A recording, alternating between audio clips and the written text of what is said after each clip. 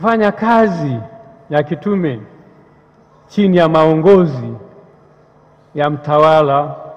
Kwanza ninyi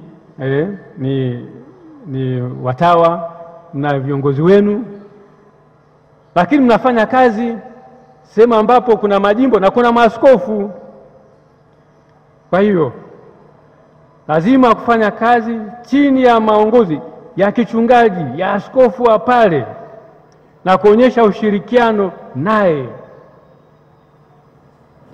Kuna ile kiongozi wako wa kishirika anakuambia nenda kafanya kazi sehemu fulani, unamtii, huna budi kumtii, unaenda huko. Lakini huko unakoenda kuna ile kabidhiwa jimbo katika masuala yote ya kichungaji ni askofu. Kwa hiyo padi mara zote ajiweke chini ya yale maelekezo ya kichungaji ya askofu wa jimbo.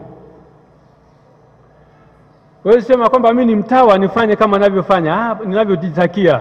Hapana, kuna askofu na utaratibu wake katika jimbo lake, na utaratibu wa kichungaji unaweza kutofautiana kati ya jimbo moja na jimbo jingine.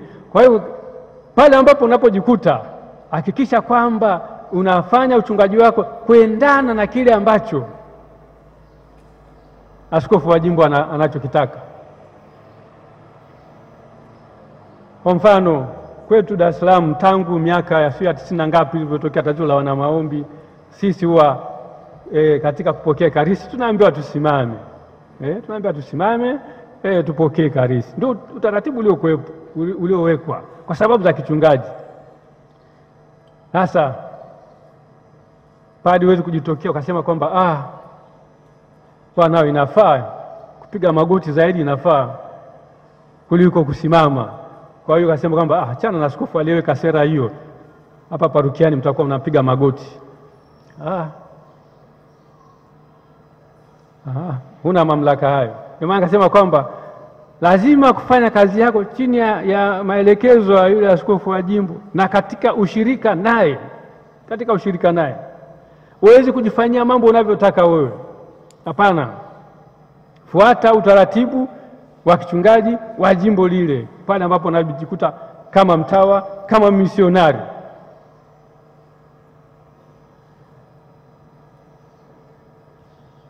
Sehemu nyingine naweza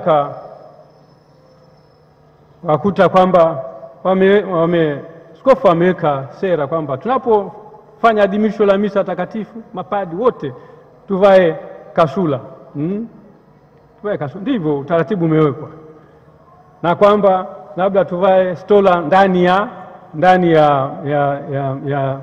kasula. Stola inavaliwa ndani. Basi tuseme kwamba hapana, nafanya navyotaka, naweka stola juu ya kasula. Unasema namna hiyo. Wakati labda askofu wa jimbo ameshasema hivi, tufanye hivi. Wewe unasema nafanya navyotaka.